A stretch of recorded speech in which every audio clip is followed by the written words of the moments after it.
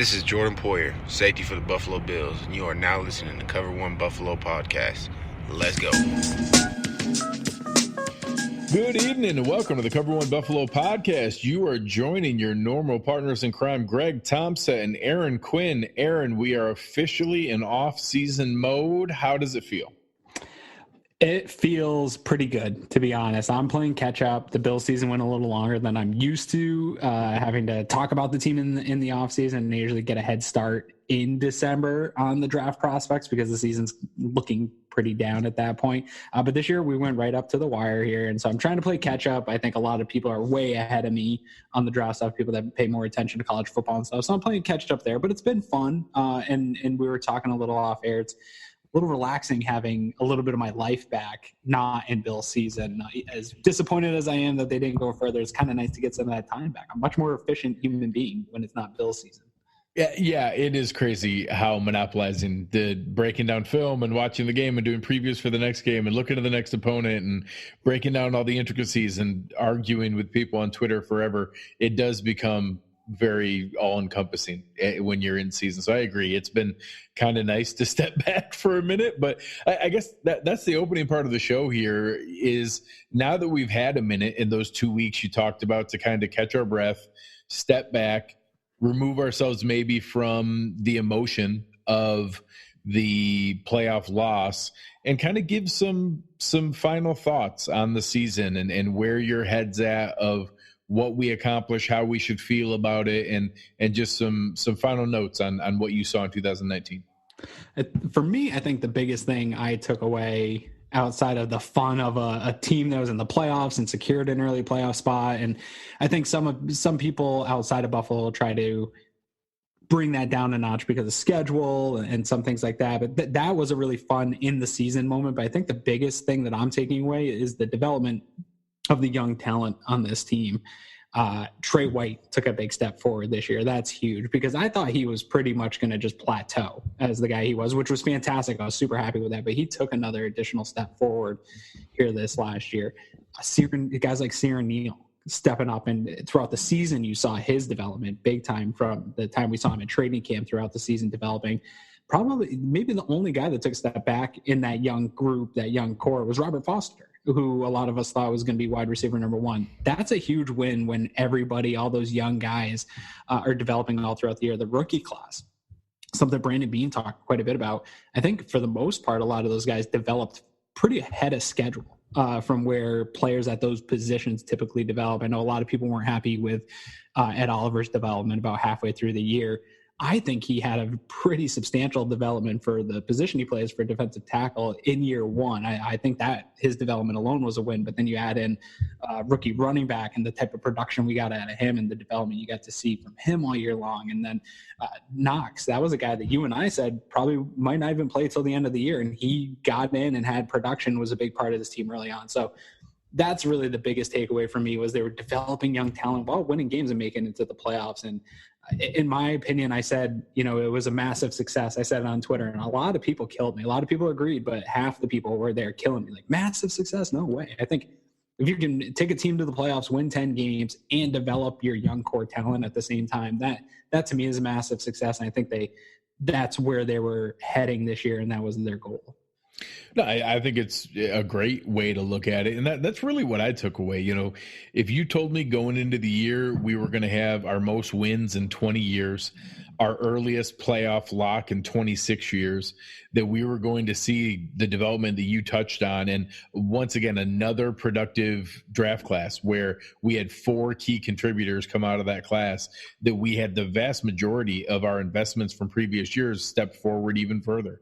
And seeing additional progress and reasons to be optimistic, that's a huge win. And I think that we have reason to feel good about this season, about what happened, about all that was accomplished, and that, sure, there's legitimate gripes to be had and things that need to additionally be concerned about or want to see more of. But I don't think that takes away or negates what a fun season it was. I had a great time watching games this year and knowing that we had a chance every single week. I haven't felt that way in a long time, that we felt legitimately like we had a shot every single weekend we did, and we were in every single game, and that being able to put that out there and experience what we did, I think is a great feeling. And when you put that in the context of the age of the core pieces on the team, how little we're losing going into this next year, the amount of resources we have, and we're going to talk about some of the upcoming dates and some of our own players here.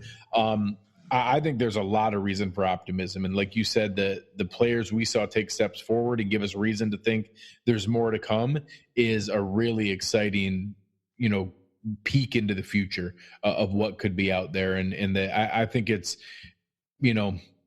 I understand fans who have been jaded and become bitter over the past 20 years, and they have reason to be. It's been a rough stretch, and that they want more success right now. And I don't fault them for that. But I think that, I also am going to be one that I'm going to choose to appreciate what we saw and enjoy the games that we saw. And I do want to see more, and my expectations will be up this year. I want to see more in 2020, but I had a good time this year and I enjoyed it. And that was my biggest takeaway, was taking more joy from what we saw and not letting the ending spoil that for me. Yeah. And there is part of me that is that jaded guy that you talked about and has the jaded fan in him. And I do have concerns. Is this defense going to be able to be a top 5 defense 3-4 years in a row? Or are they going to be able to maintain that level of play that we've seen since Sean McDermott came here? That's a really difficult thing to do. I was surprised they've been able to do it as consistently as they have so far.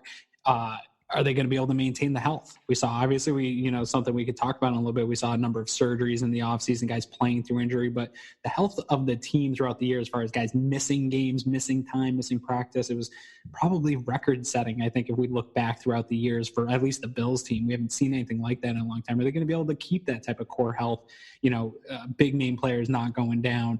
And then the schedule is going to get tougher because they did better. That's just a natural thing that's going to happen. Are they going to be able to overcome a tougher schedule? So a lot of things lining up where if you are a jaded person or you have that little devil sitting on one shoulder saying like, yes, there's all this development and all this excitement and they should be better next year. But there's a little bit of this reality that they're probably not going to be able to sustain the health that they have. They're not going to be able to sustain a tougher schedule. Can they sustain that type of defense? So you definitely still have questions. It's a far from perfect team. There's a lot of work for Brandon Beane and Sean McDermott to do here. They've gained all those assets.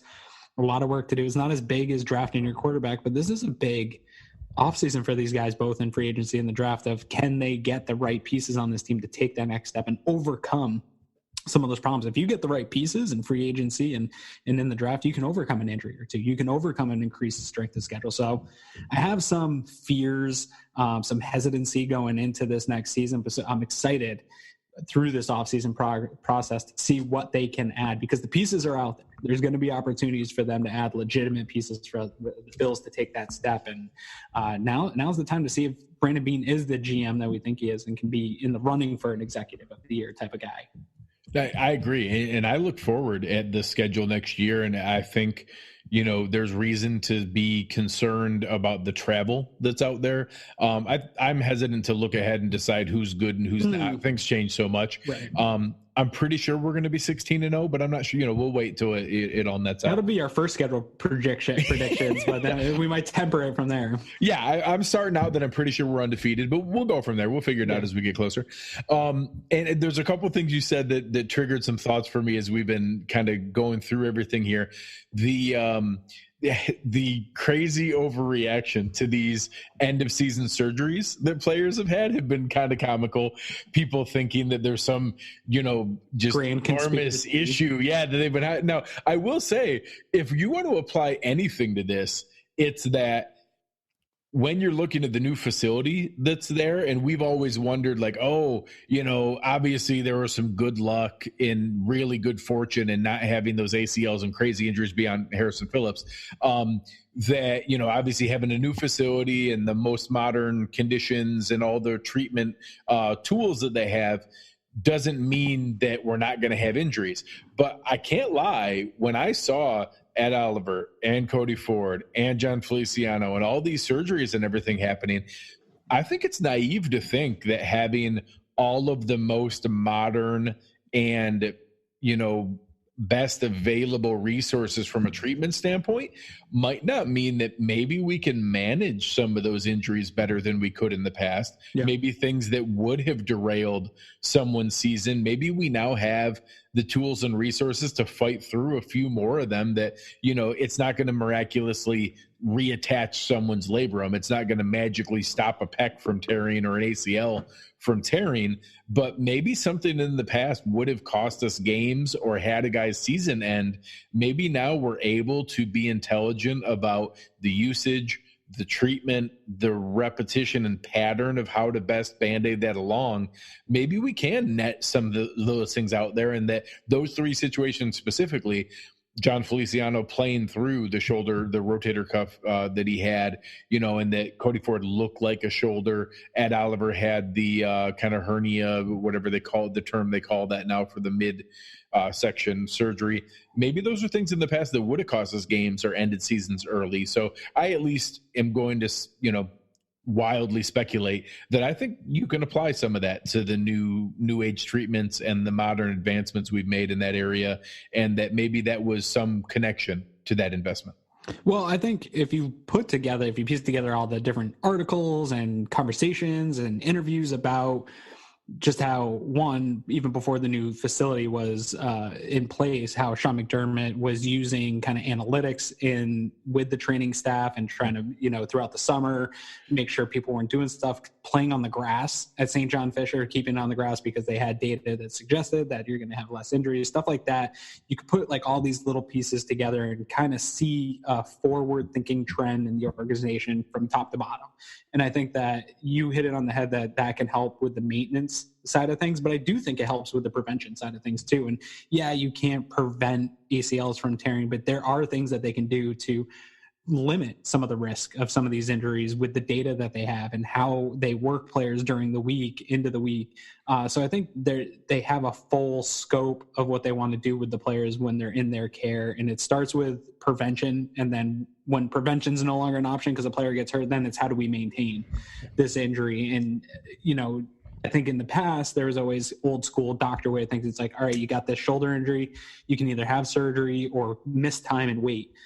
The forward-thinking way is, all right, we have the surgery. Let's gather all the data on this. What can we do? And what are the treatments that we can continue you playing without, you know, are we going to be able to get you at a 75%, 80% and continue to play throughout the season? So it's nice to see that type of forward thinking. I don't know, again, if they'll be able to maintain that. I think some of the injuries that he talked about, they just kind of breezed by with some luck of no torn ACL, you know, besides Harrison Phillips, no torn ACLs, no pecs torn off the bone or anything crazy that happens throughout a year, and some of those freak injuries that you can't avoid.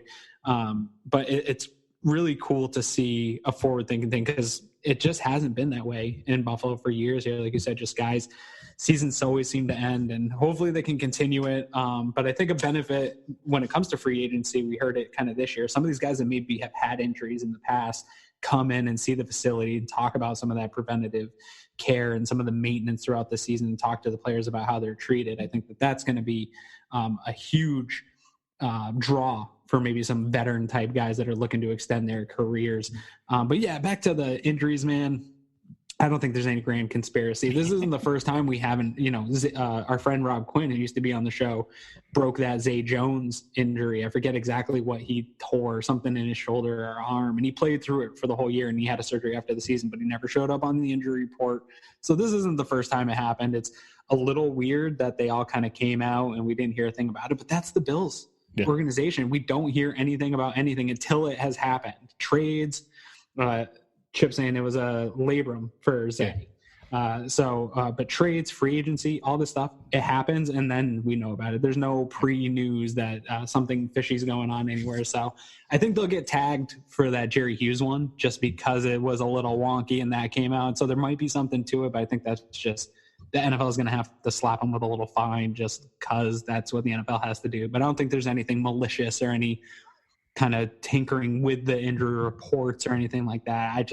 Maybe I'm just a blind homer biased fan, but I think it's just typical offseason exit interviews, and this came up and we got to get work done on it. Well, and I think it's all in the semantics of what is the injury report. The injury report is designating players who are at risk of missing the game. Mm-hmm. If between the training department and the player, they've determined that there is no risk of him missing the game, in theory, there's no reason to list him. So right. I know obviously the NFL is going to differ somewhat with that, but that's going to be the basis of the argument is that, hey, every single player in the NFL could list dings and things that are there that they fought through all year.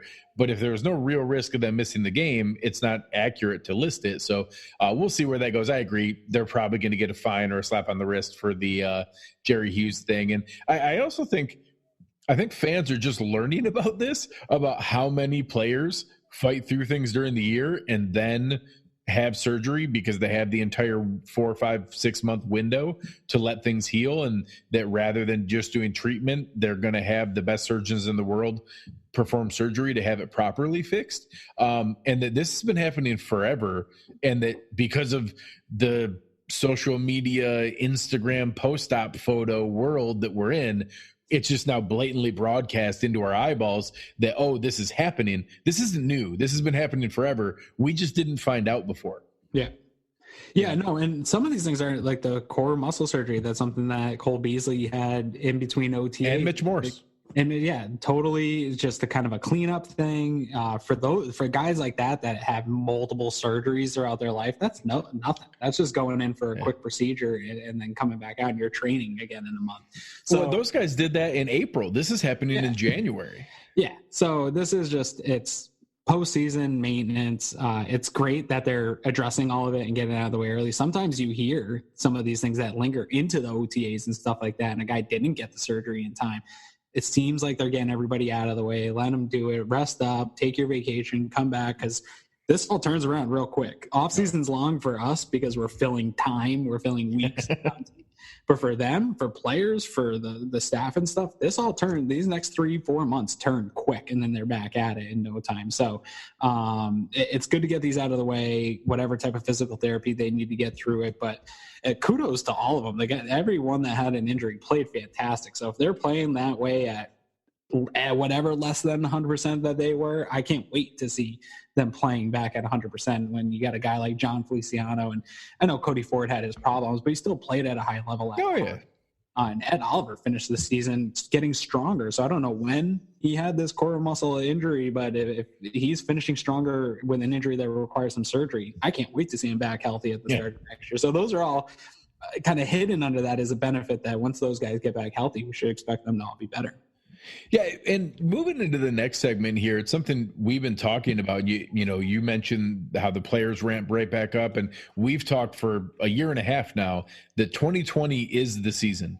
2020 is the year that we've been building towards. You're talking about the last season in the rookie deal for their first draft class with, Trey White, Matt Milano, Deion Dawkins. You're still in that rookie window for Josh Allen and Tremaine Edmonds and pieces there.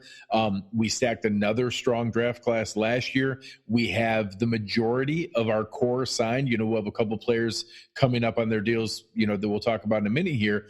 But that brings us into 2020, and to understand how that's going to line up, let's start with those first core dates that are happening in 2020 and some of the key things that are coming up.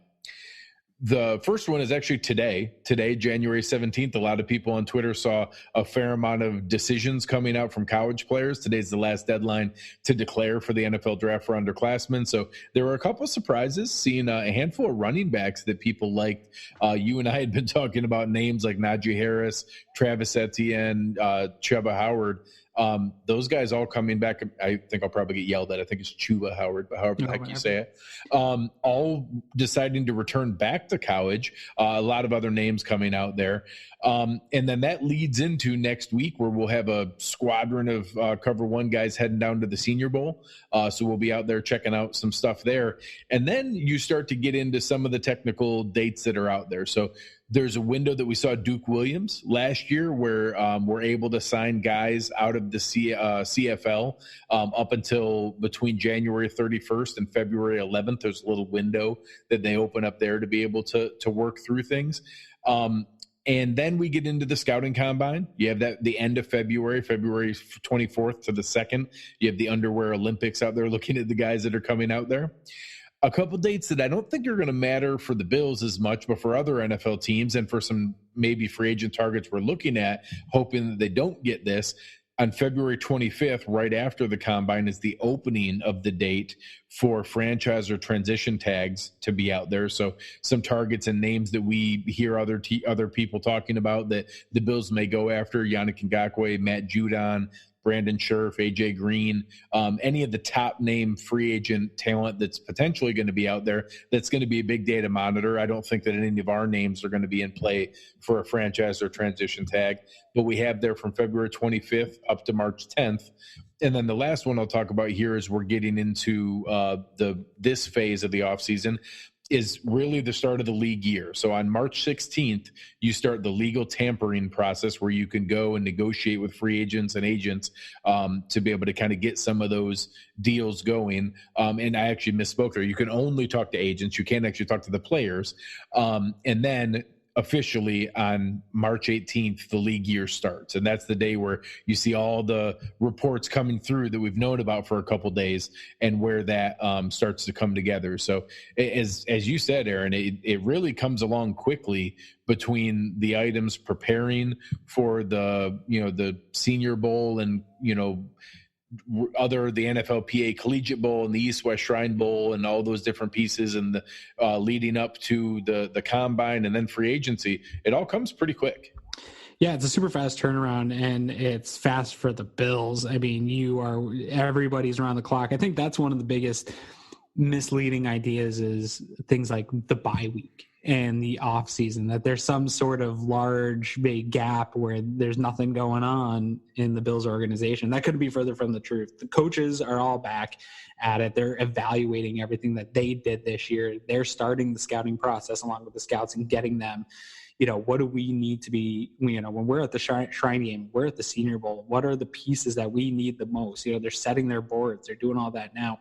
Plus they're strategizing for the guys that they have for next year. What do they got to do to get these guys in place next year? The players, they get a little bit more of a break here coming up, but this isn't like the 1990s where it was off season and you just went out and you went on vacation and then you showed up, and training camp was where you got in shape.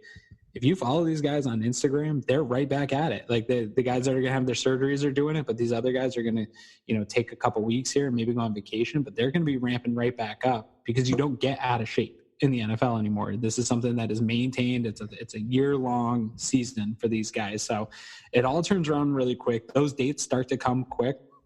I think this year for Bills fans, it'll actually go quicker because we had a winning season. So we're excited getting into next year. There's a lot of confidence in the fan base. It was a lot longer the year you knew they were going to pick a quarterback. That off season felt like forever because all the quarterback talk, you know what I mean? It was just all over the place. It just dragged out. The pro days dragged out. I think this year where there's, I think a lot of fans, if you did a poll, probably 80% would say take a wide receiver round one. But I don't really know what direction this team is going to go. I really think they'll go pretty much BPA, best player available on some kind of spectrum of need. But I don't think they're going to reach for, I would like to see defensive end or wide receiver get addressed. But if that's not the best player available and there's some other position need kind of floating in there, I really think they have that flexibility. So I'm intrigued of the openness and flexibility that they have both in free agency and in the draft. There's some pieces I think you and I agree on that, what those top 5 pieces that should be looking for are.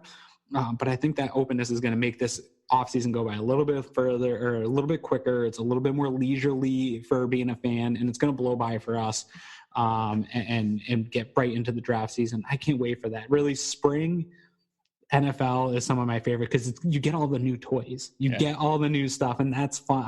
It's like Christmas, and you get to open up the new stuff and play with it and think about, oh my God, what's T. Higgins going to look like with Josh Allen now that we've got him? And you start to kind of play all those scenarios out in your mind, and that's a fun time to get on the show with you and go. Some of these other dates, they're not super fun shows, you know what I mean? Like, so we still have to do them, but as you get into the spring and it really ramps up, that's going to be a lot of fun this year for us. Oh yeah, and like you said, I mean, you're our DM between Eric and you and myself today talking about there's probably some positions fans should brace themselves for that might be a bit more realistic than they realize. I think everyone assumes it's either wide receiver or defensive end, and they even get really passionate that it has to be one or the other.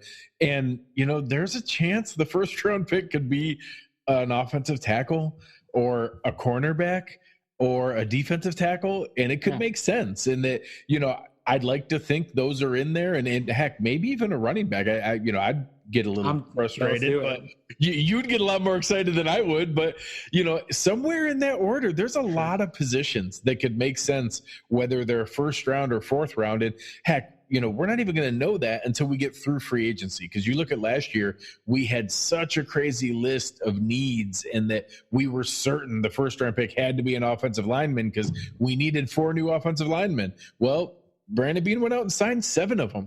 And all of a sudden it was like, oh yeah, I guess we can afford to draft Ed Oliver. I guess this would be nice. So, we'll give it some time. And on that topic, we're not going to get into our free agent preview from a, available unrestricted free agent target, but some information came out today that we thought was kind of interesting. And some of our friends over at Spot Track, you guys heard me interview Mike Giannitti, who runs Spot Track actually from Western New York. He's a big Bills fan, but has a nice objective view as he's doing his market value analysis of upcoming players. And there's 2 free agents coming up that are going to have their contracts up in March, and 3 more that are potential extensions that I think they put out some numbers that I would say kind of surprised me in the numbers that came out here. So just some upcoming free agents that the Bills need to pay attention to that we're potentially going to lose or are going to be free agents here in a couple months here. Obviously, the 2 biggest names are Jordan Phillips and Shaq Lawson. We'll get to those numbers in a minute, but just to reference a couple other names that fans talk about, Kevin Johnson, Quentin Spain, Ladrin Waddle, then even some guys like Julian Stanford, Corey Lugitt, players like that are out there as well. If you hear people throw around names like Isaiah McKenzie, Levi Wallace, Robert Foster, they're exclusive rights free agents, and Isaiah McKenzie restricted, which means that we control their contract for next year. But a lot of those guys I think are going to be in discussion. I think we bring Ladrin Waddle back. I would guess a guy like Julian Stanford and Corey Lugitt sign back but aren't guaranteed roster spots. Quentin Spain and Kevin Johnson are both going to be certainly in just what the market bears. I think both of them have earned a little bit of a raise from what they made last year. Johnson was at $3 million, Spain at $2 million. I think they're both somewhere in the $4 to $6.5 million range, and I wouldn't be upset with anything in there. But the 2 that Mike and the team over at Spot Track put out were for Jordan Phillips and Shaq Lawson. And the 2 numbers he projected Shaq Lawson at $7.6 million and Jordan Phillips at $6.1 million. And I know, I think I speak for both of us, that was a bit lower than I expected. Well, yes and no. I think Jordan Phillips is probably worth about that. I think that's like a good objective view if you were looking at him at his whole career, who he is as a player.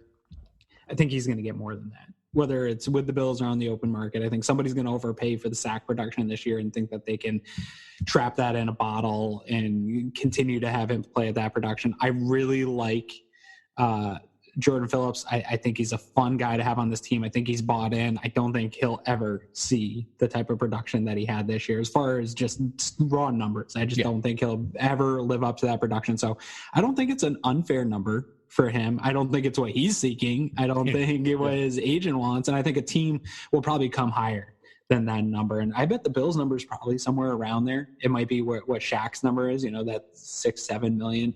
I think Shaq's is low also. And I think Shaq does bring more value by a substantial margin to this team specifically. I don't know what his value is out there to other teams. He really hasn't been a big impact player outside of this year. And there's a lot of questions of, was it all for the money? Is it because it was a contract year? I don't know that that's true. I think that he could be a good player outside of that. But if it comes close to that number, I mean, it's a no-brainer for me. If you can get him for around 8, because I was around the 10-11 range in my mind. That's where I thought he would be. So if that's the actual value, I don't know if there's any data that tracks the Spot Track how close they've been in the past or on their market values versus what guys actually got on the open market, or, what the curve on that is. But if you can get them even in a couple $1 million range of that, I feel like that'd be a pretty substantial win for the Bills, and pretty easy, because I don't know that people are realize how thin the defensive line depth becomes here pretty quick here in the next year and a half. If we don't bring back some guys, or you start to bring in some unknown pieces, that it starts to get shaky. And I know that they don't want to do that. Yeah, the two deals that he put out there, he had Shaq Lawson at 4 years, $30.8 million, breaking down to 7.6, and then Jordan Phillips at 3 years, $18.6 million, breaking down to 6.1 per. And I think that, if either of those are even close, like you said, even if we're talking 10% within that range, and that it's actually 3 years, 20 or 21 million for Jordan Phillips, I'd probably be okay with that. Sure. I'd feel a lot better about that rotational depth and keeping Ed Oliver fresh and being able to use them as a pass rushing tandem inside. And then Shaq Lawson, if that eked up to 32 or even 36 million over 4 years, and it was just below 8 or 9 million, I'd probably be pretty happy with that as well. And if we got even close to either of these two numbers, I think that would be a win relatively to what I expected, and would make me a lot happier about re-signing both of them. Yeah. And then it's something for me, it's about what can we in-house check off our list before we go looking for new pieces. And if you can do it and it feels comfortable, even if it feels up a little bit tight, you start getting into that range where maybe I'm getting a little uncomfortable about a deal like this.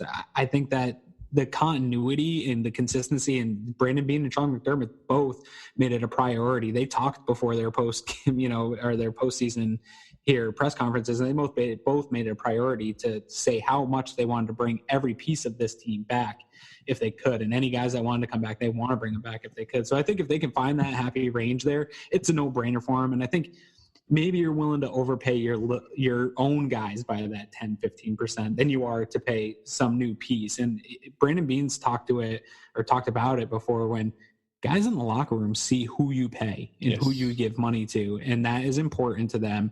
And I think what I took from that was your own guys, the guys that are in the building, the guys that work hard, the ones that bring the juice every single day.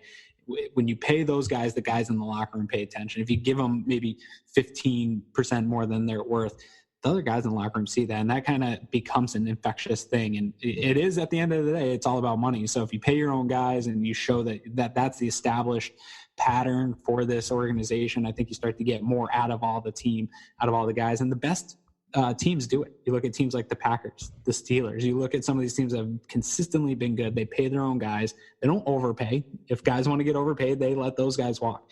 But if it's going to be a fair deal and we can keep you, that's what we're going to do. And I think the Bills need to be able to do that. I think if one of these guys can come back on a deal like that, that would be a huge win, and be able to check something off the list before we even get into the new toys and things like that. I'd like to at least check one of those lists on the defensive line, bringing a guy back, so that the lift isn't harder here this offseason.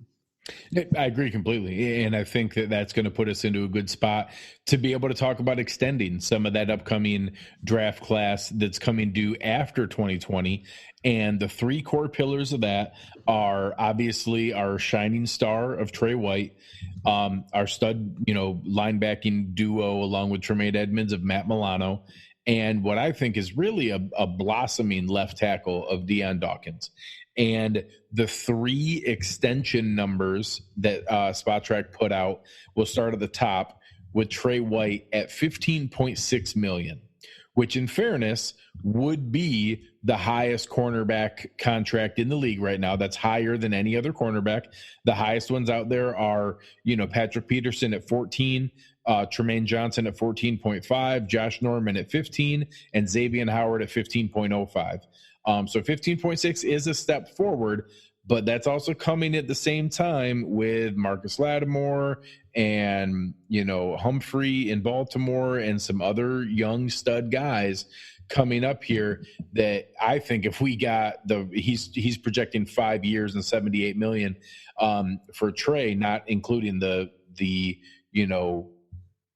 target of where that falls in with the 5th-year option. If we got Trey White at $15.6 million, I think that's a coup. When I talked to Mike on the show, he thought we'd probably end up closer to 16.5, maybe even upwards of 18 million. So I get the analysis of where he's at here, but I think similar to what we saw with Jordan Phillips and Shaq Lawson, what the market bears and what someone's willing to pay isn't always in line with what the math shows it might net out to. So I think this is another one where 15.6 million, sign me up. Oh yeah. I mean, I'm not a cap guy, and I'll do the shows and talk about it, but you know me, I don't have a lot of cap takes. But the number that I've had in my head with Trey was 17. Yeah. I figured, what's the highest paid guy? Pop a couple on top of that, because that is what he's worth to me. That's what he's worth to this team.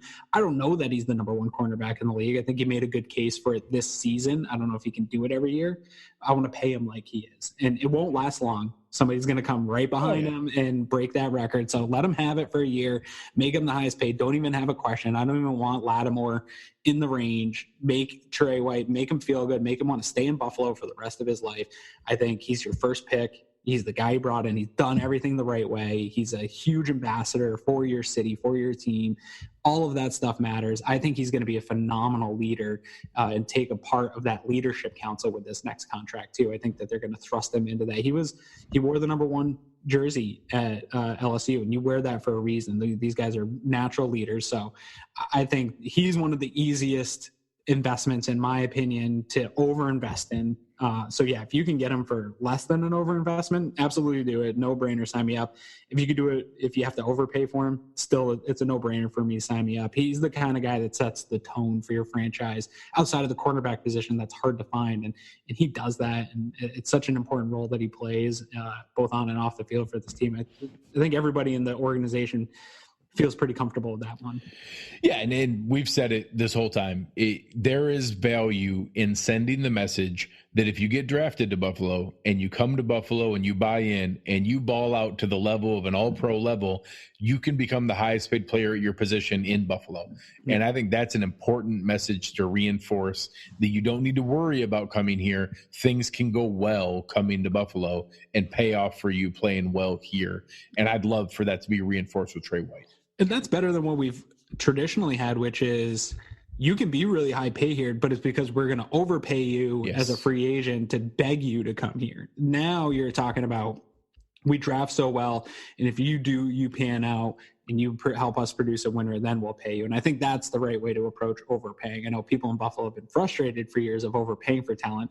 I'd much rather overpay for my own, because I've developed here. I've put the time into them here, and now I can pay them for all that now and keep them locked up. I think that's the right way to do it. And we'll see what Trey White is going to be the first to, kind of come up against that option for this team. Well, and I think another one, I want to give credit to one of our podcast compadres, Matt Fairburn, made a good point about the message that could come along with Shaq Lawson. And that, I think Trey White's on the cleaner side of it, that you're sending the message that if you come and play well and buy in, you can get rewarded.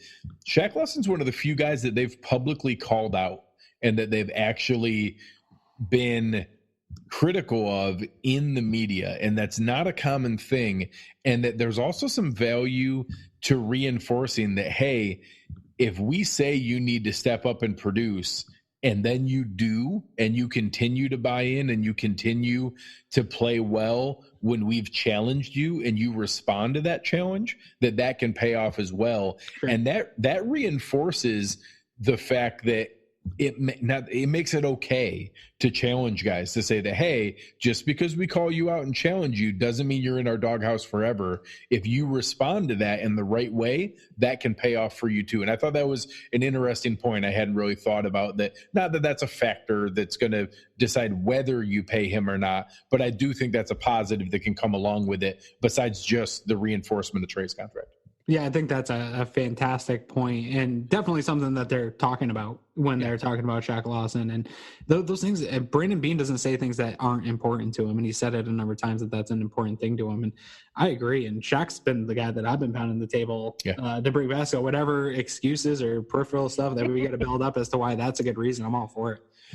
So the last two numbers here were both ones that surprised me a little bit in what they put out there. And we'll start with Deion Dawkins.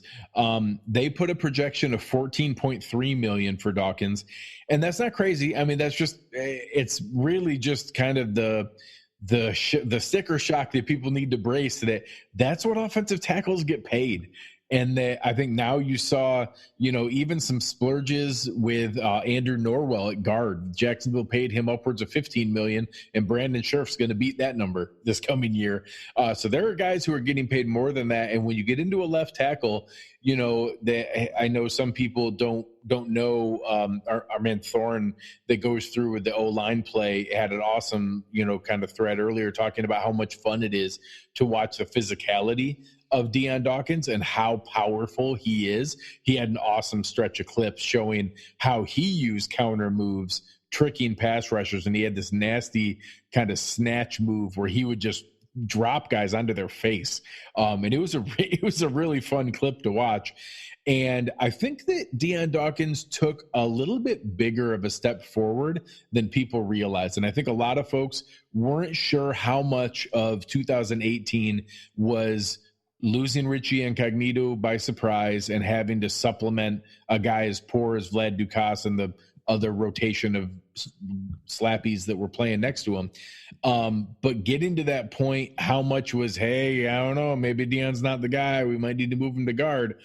He had a pretty darn good season this year and was a really, really solid, reliable left tackle. And that, he's probably not Tyron Smith, and he probably never is going to be, but he's pretty darn good. And that the 14.3 was a little bit of sticker shock for me. But if that turns into a situation where you're telling me we need to sign up for, 5 years and $70 million or 4 years and $56 million, and that locks up our left tackle for 4 or 5 more years, I'm ready to do that because that's simply what they cost. And that I don't want to go into kind of creating that problem if we don't have to. I'm conflicted on this one, man, because I don't like the idea of making him a top 5 paid left tackle. I agree with all the things you said. I think he had a huge improvement. I think he killed all the conversation of moving him inside, at least outside of the loud minority that will probably still have that view. I don't see him there. I'd like to get him in the top half of the league at tackle, but I don't think I'm ready to make him a top 5 paid left tackle. I don't think that he's secured that type of money, but if there's a position in the league that is going to way overpay a guy, it's going to be at left tackle. The importance is on there, even though I don't necessarily think that left tackle is as important as it was 10 years ago because defenses are moving guys all around. I think that kind of stigma of the left tackle being that much more important than any other position on the line isn't super true anymore because there's the defenders are changing and those guys can line up all over the field and they'll attack you from wherever your weakness is. So if you have a great left tackle, they're not going to attack you straight on there. I think he gets up close to that. I think that's a close number, and I don't know how well that sits with me, man. That's one of those ones where if he never really plays up to that contract, that's the kind of contract that can start to hurt you long term because you start talking about some of these numbers, these Trey Whites, and we're going to get to Milano and some of these extensions. And Jordan Poyer wants some money. He's made that clear out there on the internet. His girlfriend's made that clear. So you're going to start to come up to losing some good players. And it's going to be these kind of contracts that are going to be the difference between keeping a guy and making sure that you have this left tackle for the next 5 years. So this one I'm conflicted on. I'm going to need more time to kind of digest that. I'll roll with whatever Brandon Beane puts the value on, but man, it's a tough pill to swallow. I like Deion Dawkins. He's, again, another guy that's great on and off the field, an ambassador. He's done everything. He had a down year, came back strong. So all the reasons make sense to get an extension done, but putting him up there with the top guys in the league scares me. Well, and just showing some of the statistical comparison, anybody who hasn't had a chance to play around at SpotTrack.com, they do an awesome job with this stuff. They showed the top 4 paid offensive tackles, and Deion Dawkins played a higher snap count percentage, allowed fewer hurries per game, and fewer sacks per game than all 4 of the top paid tackles in the league. So that speaks to why you saw this. He was on par for those numbers with David Bakhtiari and Donovan Smith and Tyron Smith and the guys that are being compared here, that it's interesting where those came from now that you see it. So I agree that was a bigger number than I was prepared for when it came out. But honestly, we need to brace ourselves for that's what left tackles cost, and that our choice is to start over again and hope that we can get lucky with a young rookie or some other replacement in the free agent market that we'd probably have to pay just about as much, or pay Deion Dawkins probably a bigger number than we're ready for. So I think it's going to be the guy's a team captain. Yeah. That matters to this locker room. He's a young team captain. So I think he's got the leverage in this scenario, him and his agent, and all the things you talk about. The agent calls him up. All right, are you guys going to start over? You're going to draft another guy? You're going to really do that to Josh Allen? Brandon Beane has talked about it. Maybe his biggest mistake as a GM is not having that line in place for Josh Allen's rookie season, even though they didn't think Josh Allen would play. He's talked about that's probably the biggest mistake he's made, not having that line. He's not going to go and damage the line for, if we're talking about the difference between $3 and $4 million a year. He's just not going to take that risk, I don't think. So I think Deion Dawkins has all the leverage to get that deal. I agree. So I'm going to do this one in reverse for fans, and I'll kind of line up some of the stuff for you. The next player is Matt Milano. The analysis they did was taking a look at upcoming players who are also coming into free agency at the age of 24, 25, 26, in that ballpark. They compared it to the number of tackles per game, sacks per game, run stops or tackles for a loss, coverage catch percentage, so the catch percentage of guys that they're covering, the number of hurries, and the opposing quarterback rating when in coverage. So I think that's a fair spectrum of the kind of plays that Matt Milano makes. And then they showed the plays and why it falls within that range, within a 1% plus or minus on these players. And the four comparable players contract-wise that match each of those stats in the games played, and then, like I said, tackles, sacks, stops, tackles for loss, coverage, catch percentage and coverage, hurries, and quarterback rating, were Jalen Smith, Anthony Barr, Shaq Thompson, and Quan Alexander, which led to a market average of $13 million, or a 4-year, $52 million deal. I had been projecting 10 to 11 million, so it's not like it's crazy, but that was the biggest number from a surprise standpoint for me. Yeah, I'm surprised by it, and I like Matt Milano a lot. I think I can't tell if there's more in him or if he's at his ceiling. I know that he basically got back to where he was at times from before his injury. Yeah, really nasty injury. Yeah, a very nasty injury, and he got back there at times. He's just had an issue maintaining that consistency. But when he's on and playing great, this defense plays at a different level. They really do. Like, they're good when Matt Milano's still, making his mistakes or lacking consistency. It's still a good defense. When he's on and having a great game, this defense plays just at a different level. So he does bring a real impact. I don't know that he's better than those four guys. I think maybe they're saying he's on par, but what they're saying is he's going to get paid in that, to be in that better than those guys. They're going to make him the 7th highest paid linebacker in the game. And I just don't know if he's that guy. I mean, and here's my problem, man, is we said, okay, it's fine. Go ahead and pay Trey a couple $1 million more a year. Okay, fine. Pay Deion a couple $1 million more a year. And then you do it again with Milano. Now you're talking about $6-7 million more a year than what you kind of felt comfortable for 3 guys. You said you can't do that. And then I think if we had this conversation, I don't know what they're projecting Jordan Poyer's eventually to be. We had that conversation with Jordan Poyer. I think we all feel comfortable paying him an extra $2 to $3 million a year. They're not going to be able to do this. And some of these guys are going to be sacrificed. And I don't know if you had to tell me to pick 2 of Trey White, Deion Dawkins, and Matt Milano, and you couldn't keep one of these guys, I think Matt Milano becomes the odd man out, unfortunately. And it doesn't mean that I like him. I think he actually has made more impact in his career so far than Deion Dawkins has.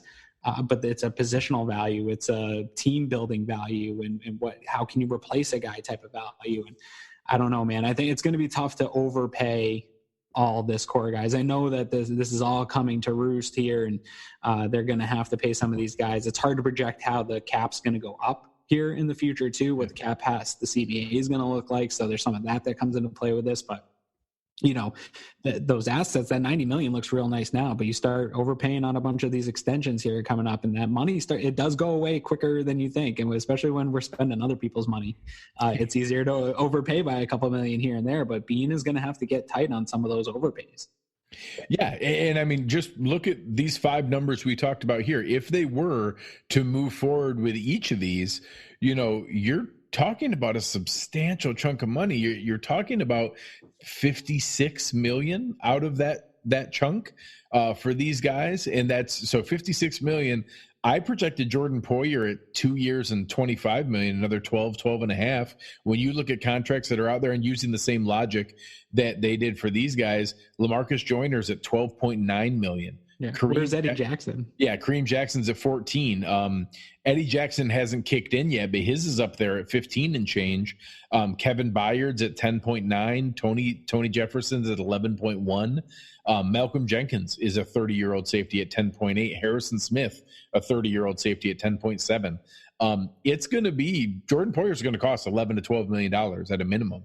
Yeah. So, the 56, that now you're talking about 68 million of that for money. 4 players. And that's counting additional ones with also if we were to keep Shaq and and Jordan Phillips. But heck, that was at the cheaper number for Shaq and Jordan Phillips. If it was actually the numbers closer to what we expect, all of a sudden now you're talking about 72 million out of the 90 million. That means if we were to do that, that would be 0 additional free agents. And that's all funny math. That's not, those extensions wouldn't all hit in 2020. Right. There'd be prorated numbers. We'd have some room to add some players and you're looking at the draft class. But when you're planning the long-term money, that annual average is still there. Yeah, but you're starting to look at bringing in more better minimum guys and lower round, bringing in undrafted free agents, stuff like that to try to patch some of the depth holes. And I think it starts to become a concern of depth versus top end talent. And when you're starting to get into paying all these guys top 5, top 10 player money at their positions, I do think it's time to step back and try to take that fan mask off. And are these guys, it's fine if Deion Dawkins isn't a top 10 left tackle, but you pay him like a top 10 tackle. But you can't do that for every position that's going to be coming up. You can't pay everybody in the top 10 at their position because your team's going to become too top heavy. You're not going to be able to fill up the depth like we saw this year. That was one of the benefits to this team this year was they had the depth, and you saw that come through on special teams. You saw that come through when guys got hurt in spots that they had depth available to them. So it's a fine balancing act as they go forward here of keeping this core together, keeping continuity together, but giving themselves the continued assets and flexibility to continue to bring in depth and maybe not pick from the bottom barrel of free agency, but kind of in that middle ground in the scratch and dent section where Brandon Beane really has kind of thrived in his judicious area that he likes. So it's going to be tough, man. There's going to be some tough decisions to make. I don't think they can overpay everybody. Hopefully the new CBA comes out and the salary cap substantially increases at the right time for the Bills to be able to get a bunch of these guys under the cap. And because I do think if they can keep them all together and keep this core together, they can do something pretty special. I think it's going to be a lot of tough lifting, a lot of money moving around, how bonuses get allocated, things like that. I think Beane and his team can get creative to get some of these guys happy and just get them onto extended contracts. I don't know that I'll have to overpay every single one of them as far as the salary cap hit number. But a lot of money is going to be coming out of Buffalo. And the thing is there are going to be some free agents when they do have the money available. They're going to see that there is money available. And if you play well for Buffalo, there's a chance to come get paid.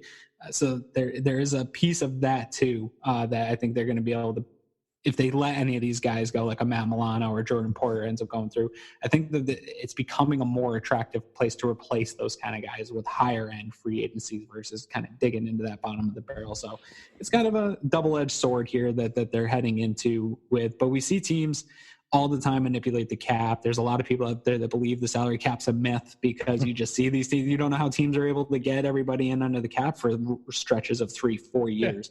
The Saints have been in cap trouble for a decade. That's what I'm saying. You know what I mean? Minnesota Vikings, and people thought they were kind of coming up hard against the cap 2 years ago. I think they're going to have to make some tough decisions going forward, but they're having these same conversations. Who do we pay? Who do we go? But they still seem to load up and make another run at it. So I think that there's some flexibility. I think we have smart people in charge of the money. I think there's smart people that are assisting the smart people in charge. So they're kind of, we heard Brandon Beane talk about his team keeping him from making dumb decisions. I think that's a good thing. So I trust in them to apply the right values across the board here. And if they think Deion Dawkins is the number 4, should be paid like the number 4 offensive tackle in football, I'm all for that. They understand that value much more than I do, and I'm going to get behind it. But yeah, man, some of these pills are tough to swallow, and I think we look at the $90 million and 9 picks, but man, that gets eaten up real fast, and it starts to get scary here. So this only proves how big of a year and how big of a jump this organization has to take here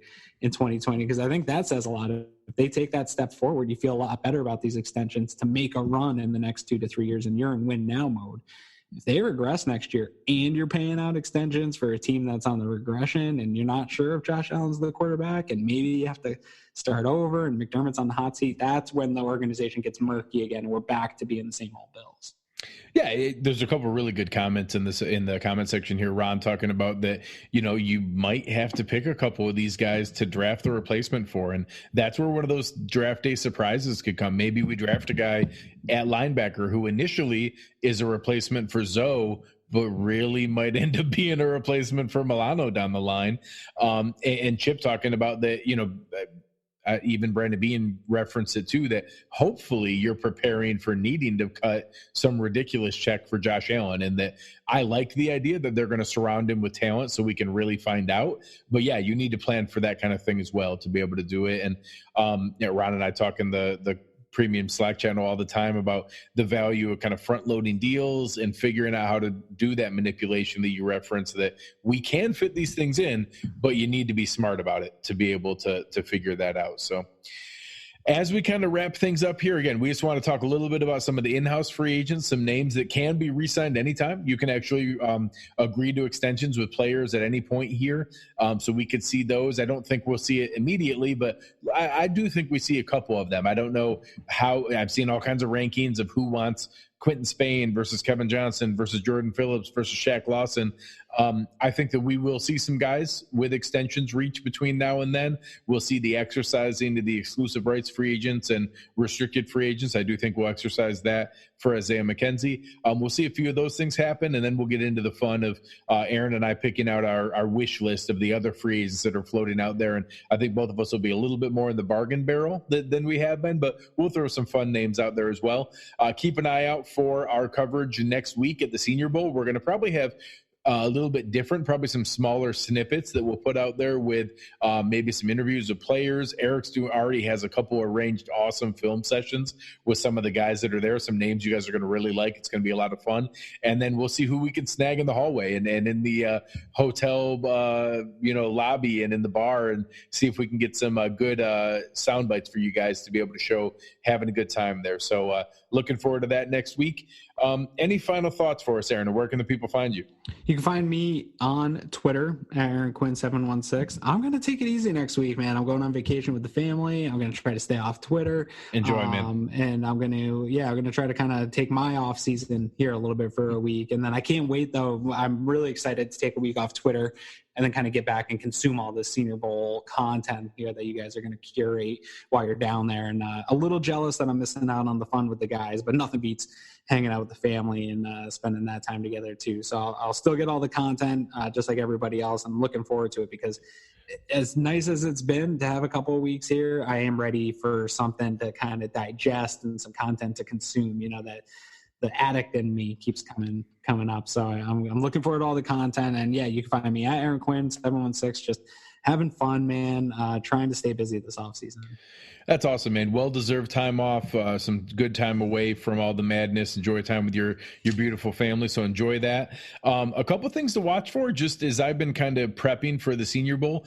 Some of the names that flashed last year ended up mattering. The names that people walked away from the Senior Bowl super excited about were Deebo Samuel and Kalen Sanders and Max Crosby and names like that Rocky Sin, guys who ended up having really good seasons and ended up being some of the best values in the draft. So if there's one guy named Terry McLaurin, I don't know if you've ever heard of him, but I do. There was somebody talking about him last year. I remember somebody who was a big fan. You should have been more on that train. He had a nice week. So just, keep in mind that when you see these names flash in the Senior Bowl and guys who consistently stand out when they get out there and, start competing against the other guys who they're going against, when guys stand out in that forum, it matters. So, just something to keep an eye out for. If we see some guys really start to generate a buzz, make note of those names and see what we can do to try to get them wrangled over here into a Bills uniform. Thanks again for everything this week. The chat was awesome again. If you want to come out and be a part of this, come and join at cover1.net. Become a premium member. Come and join us in the Slack channel and everything else good we have going on. You can find me on Twitter at Greg Thompson, GregTompsett. Lately, just arguing with people about Brian Daboll for no apparent reason. But I do other things on occasion too. So come and find me there and have a good time. You have been listening to Aaron Quinn and Greg Thompson here. This is the Cover One Buffalo podcast, and we are out.